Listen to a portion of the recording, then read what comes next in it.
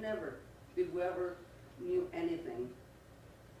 If I had known when I called social service when Rebecca moved in, I called social service to let them know that I didn't like him. That because my granddaughter Irene was afraid. She didn't want to be there. She called me and she says, Grandma, I don't want to be there. Okay, so I called social service. I asked social service to give me a report of what had happened, what they found out. Oh no, she's fine. The house is beautiful. They have food in the fridge. That's it. Had social service come and told me what he had done to promise his other children. Nothing of this would be here. We wouldn't be here. I wouldn't be here. My grandchildren, Emmanuel wouldn't be gone. Mackenzie wouldn't have been born because he had already done a lot of horrible things to his other children. He branded those children for life. And in the same way, branded all my children too. Because I can't go nowhere without they asking me. Every time I go to the store or somebody recognizes me, they attack me, you know, on social media, everywhere. And that is not my doing or my children. This has been horrible for us.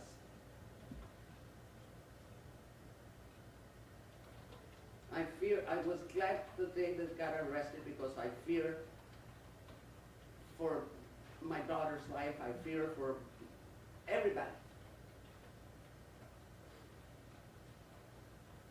And, you know, he had a second chance. My daughter didn't have a chance with him. Or his children. His children didn't have a second chance. And I think the judge that let him go should be here sitting with him. And so is social service. Because they could have told me, oh no, protocol doesn't allow us to tell you anything. Well, how are we supposed to protect our children if we don't know? The court knows what's going on. I didn't know. I called social service. I didn't know what he had done to his other children.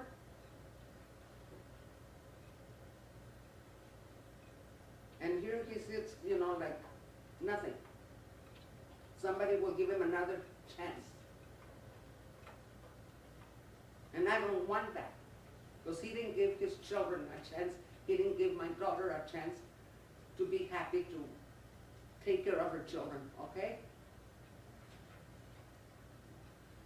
My 20-year-old granddaughter, my 18-year-old granddaughter are a mess because of him. Mackenzie, it's totally changed, a little baby, a 2-year-old girl that has nothing, okay?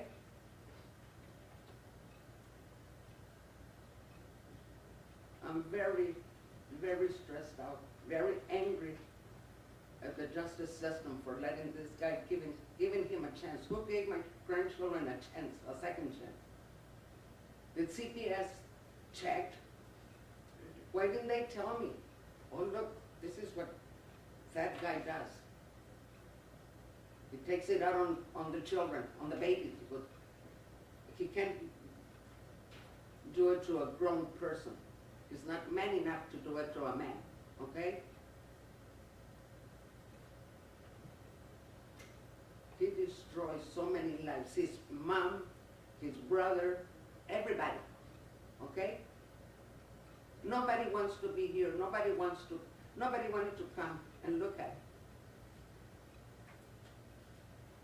But I have to speak for my grandson and my grandchildren, and for my children too, because they're going through every hell in this world, okay?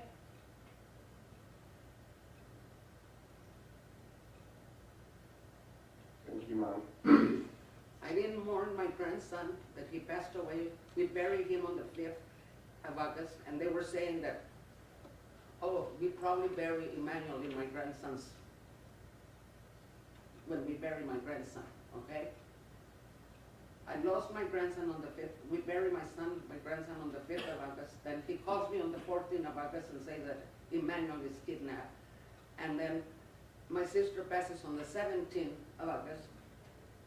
We didn't have a chance to mourn any of my sister, my grandson, my other grandson, none. Because everybody was angry at everybody because how could this happen? Why?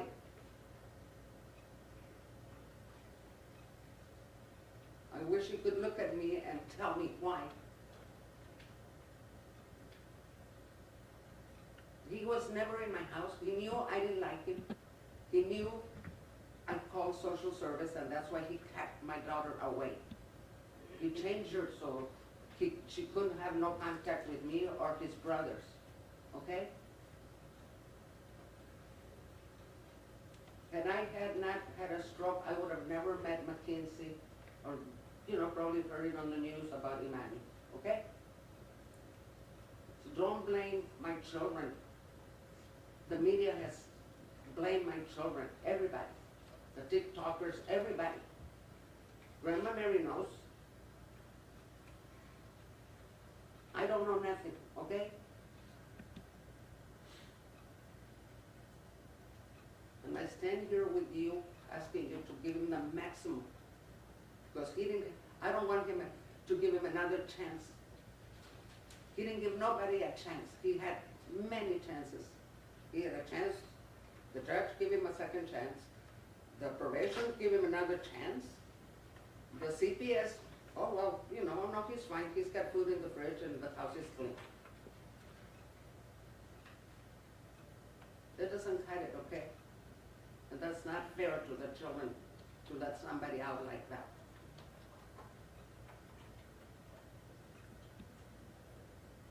And I'm sorry, Your Honor, I'm just very, very upset and very stressed out. And ma'am, no need to apologize. This proceeding here is for you to make your impact statement to talk about how the crime has affected you and your family. I do want to lead with, I'm sorry for your loss. I'm sorry for all the hurt that you and your family have gone through. A lot of hurt. And I want to thank you for being here today. I'm here because I'm the only one that wanted to be here because my children don't trust themselves to come in and talk because they're so upset, so angry at this system, what they did. How could they give him a second chance when you see the pictures of the little girl? How? That's beyond me. You get two drunk driving tickets and you go to jail or you pay a goddamn fine. And he, a slap on the hand, go and do community work, okay? How does that happen, Your Honor? I want to know how did that happen.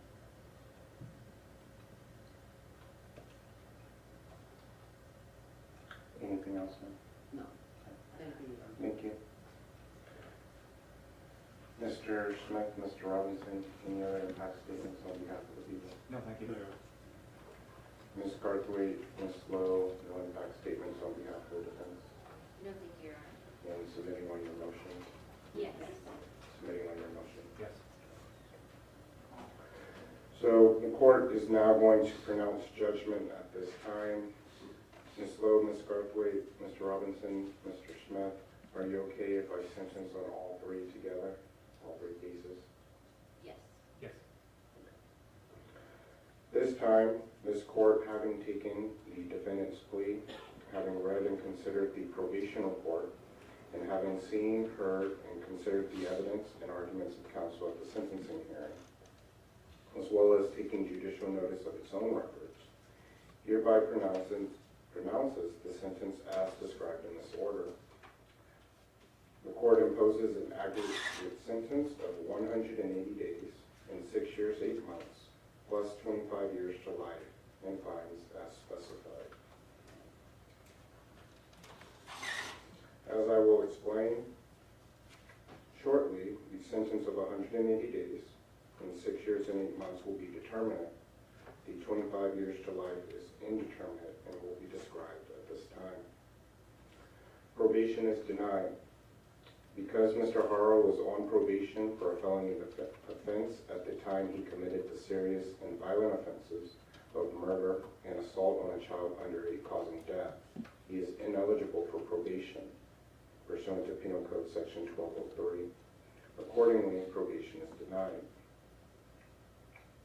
In regards to the terms of imprisonment, this case involves the imposition of determinate terms and indeterminate terms. The court will first address the indeterminate terms. I did read the briefing submitted by Ms. Lowe and Ms. Garthwaite, as well as by Mr. Smith and Mr. Robinson.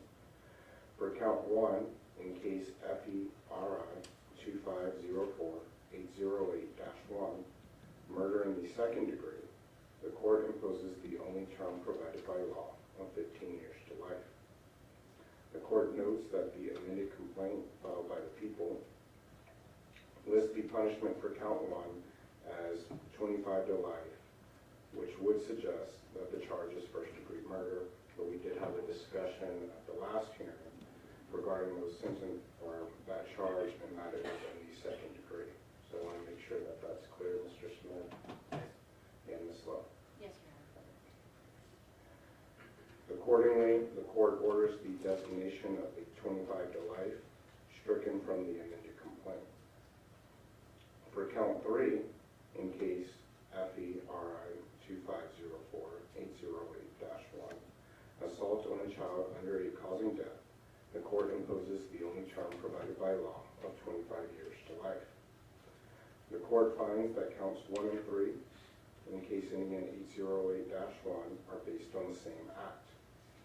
An act or omission that is punishable in different ways by different provisions of law may be punished under either of such provisions, but in no case shall the act or omission be punished under more than one provision.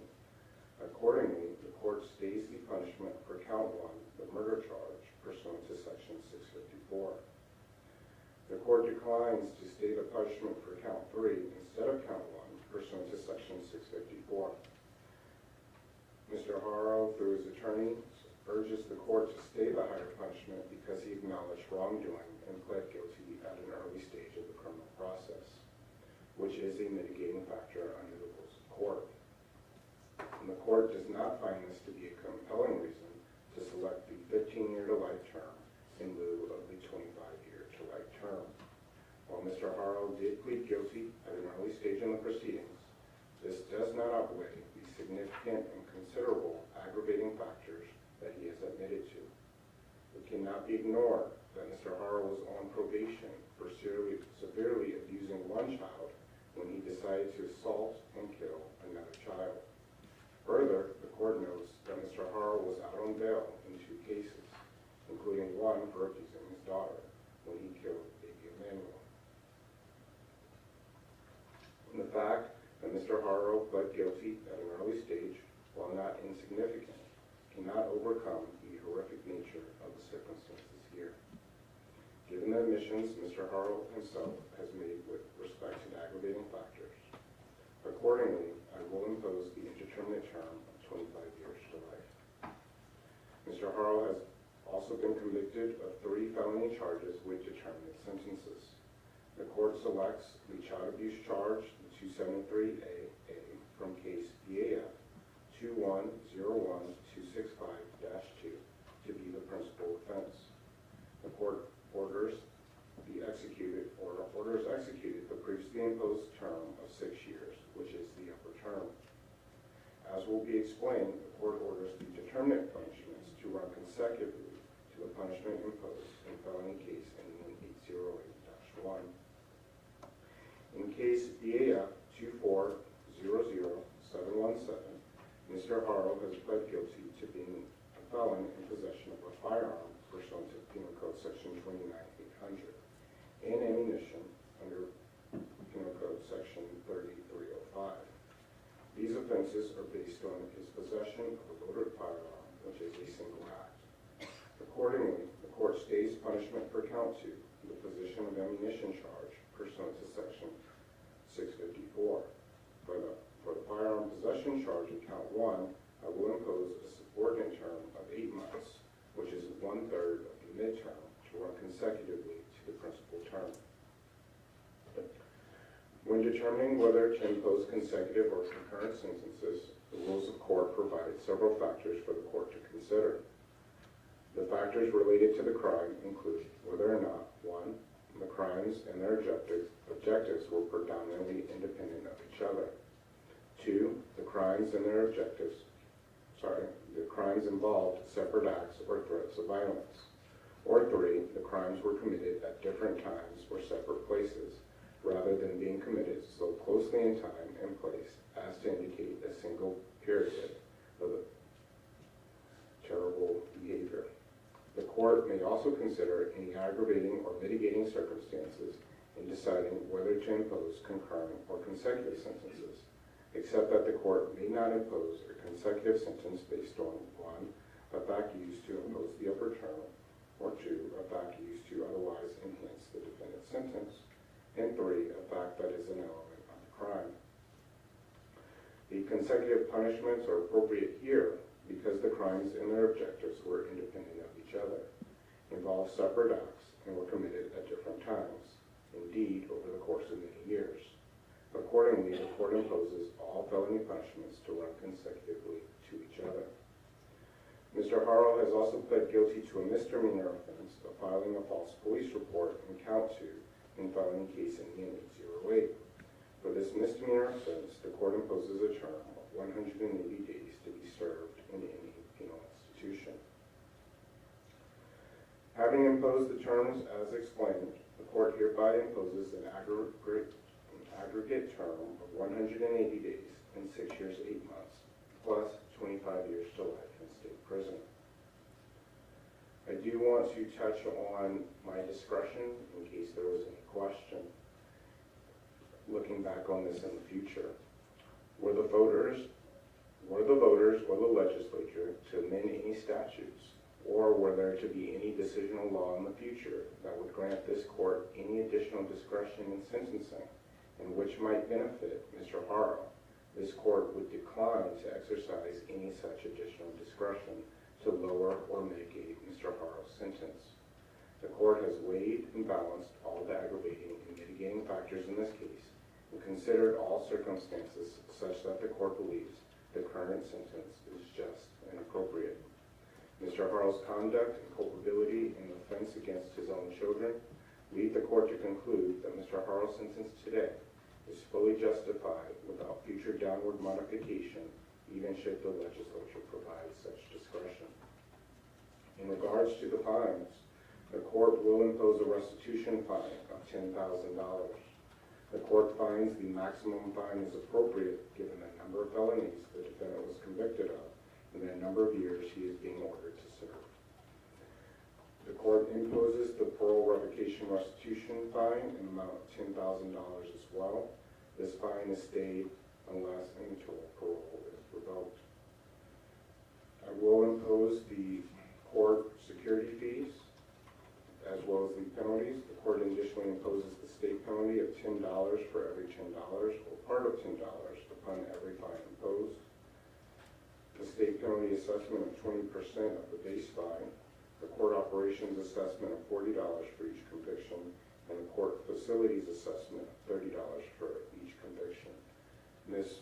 Lowe, I will take note of your request under dueness. And at this time, those fines and fees will be imposed, but stay the execution pursuant to dueness.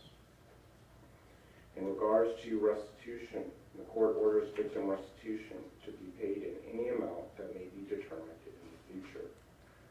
Mr. Haro is also ordered to pay interest at a rate of 10% per annum, accruing as of October 12th of 2018 in case BAF ending in 265, as of July 27th, 2024 in BAF ending in 717, and as of August 14th, 2025 in felony case ending in 808-1. Mr. Haro is hereby advised the restitution order shall be enforceable as if they were civil judgments. Mr. Haro, I'm going to advise you of the following at this time. You are advised of your right to appeal. The notice of appeal must be filed within 60 days after the rendition of the judgment or the making of the order being appealed. You are also advised that if you are indigent, you are entitled to appointment of counsel upon request. Sir, I'm also advising you of your requirement to provide buccal swab samples, right thumbprints, and a full palm print impression of each hand and any blood specimens or other biological samples.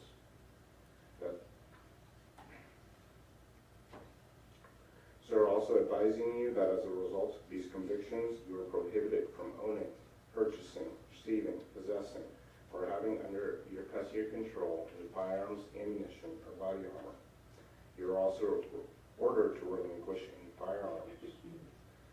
Sir, I'm advising you, and I went over this at your plea, that if you are not a citizen of the United States, these convictions will have the consequence of deportation, exclusion from admission to the United States, and denial of naturalization pursuant to federal law.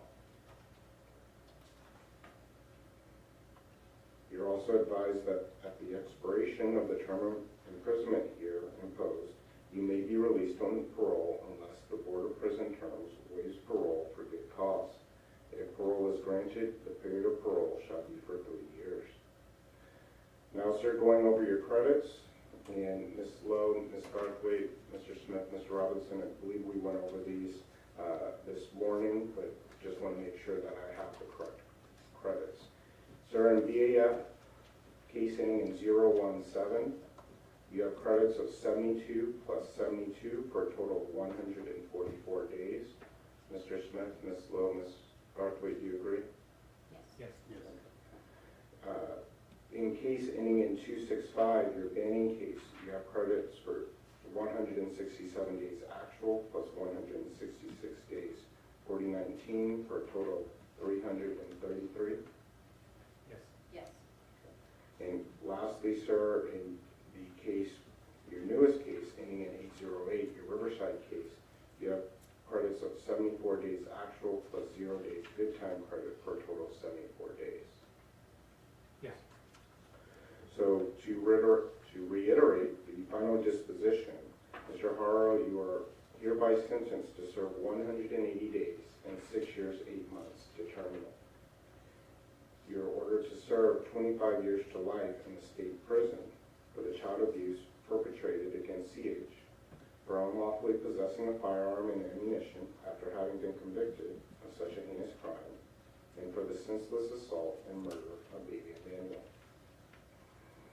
While no sentence can possibly vindicate the loss of innocence and life at the hands of Mr. Haro, the man who was supposed to protect these precious and defenseless children against evil and harm, the sentence here is the most the court can do to ensure that as much justice is done as possible. To that end, the court imposes the aforementioned terms of imprisonment, fines, and penalties and assessments, and I will be filing a written order of today's sentence. Anything else at this time before I sentence him or order him transported forthwith? Ms. Lowe or Ms. Garthwaite? No, thank you, Your Honor.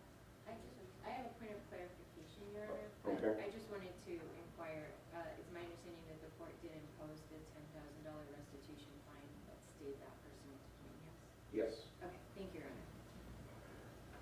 Mr. Smith, Mr. Robinson? Nothing, thank you. Thank you. And at this time, Mr. Haro, I am going to order that you are transported forthwith by the Department of Corrections for housing in the state prison.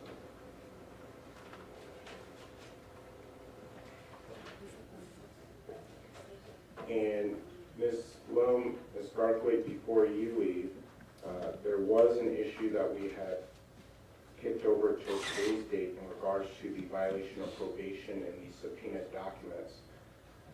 Mr. Robinson, Mr. Smith, Ms. Lowe, Ms. Garthwaite, how would you like to proceed with those documents? It's my request that that be put over to the January 21st FSC date.